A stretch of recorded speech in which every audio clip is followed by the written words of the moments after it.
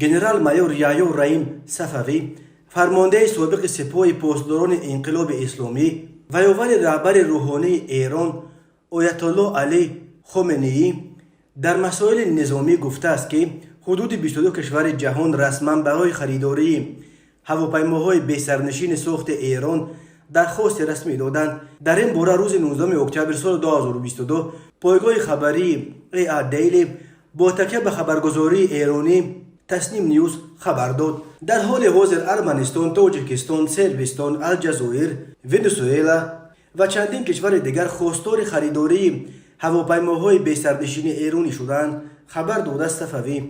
گنرال ایرانی با افتخار گفت در دوران شاه رضا پهلوی تا انقلاب اسلامی سال 1979 ایران 80% احتیاجات حربیش را از حساب خریداری تسلیحات از خارج، اساساً از امریکا و دیگر کشورهای غرب برآورد می‌ساخت. ولی امروز جمهوری اسلامی همه چیز لازم برای دفاع از کشور از جمله هواپیماهای بی‌سرنشین را خودش می‌سازد. جنگ‌های آخر به ویژه جنگ اوکراین نشان داد که در جنگ‌های معاصر اهمیت تسلیحات معاصر از جمله هواپیماهای بی‌سرنشین بالا رفته. آنها جای تکنیک حربی معمولی حتی تانک‌ها را تا رفت تنگ می‌کنند. در اوکراین و غرب ایران را به تامین ارتش روسیه با هواپیماهای بی‌سرنشین عیب‌دار می‌کنند، ولی ایران این را رد می‌کند. با این وجود گزارش‌های زیادی به دست می‌رسند که روسیه در اوکراین در هفته‌های آخر به طور فعالانه از هواپیماهای بی‌سرنشین خودکش یا کامیکادزه ساخت ایرانی با تمغه شاهید استفاده می‌برد و اولا قصد دارند که از ایران درون‌های تمغه آرش را هم بگیرند. مقامات حربی تاجیکستان چندین مدت باز تلاش دارند که به دلیل ضرورت حفظ 1425 کیلومتر مرز مستقیم با افغانستان ناآرام تسلیحات قوه‌های مسلح کشور خود را با هواپیماهای بی‌سرنشین تقویت دهند، ولی تا کنون این تلاش طوری به نظر می‌رسد نتیجه ندادند.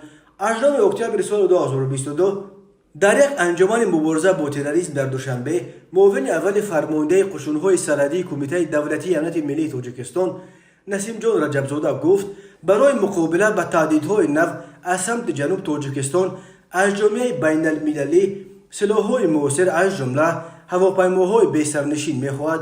بدون چنین تکنیک نظارت برخی منطقه‌های کوهستانی هممرز با افغانستان ناممکن است، تاکید کرد گنرال رجبزاده.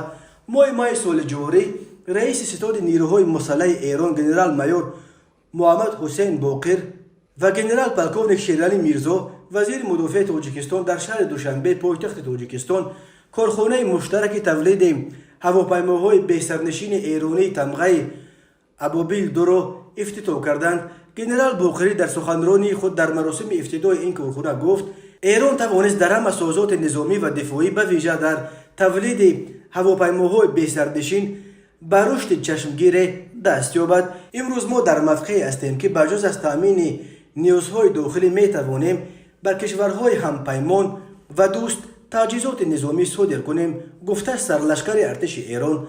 گنرال باقری افتتاح کارخانه ابیل 2 در تاجیکستان را یک نقطه عطف در راه رشد همکاری‌های نظامی دو کشور نامید و گفت انشالله در آینده شاهد همکاری‌های بازم بیشتر نظامی میان ایران و تاجیکستان خواهیم شد.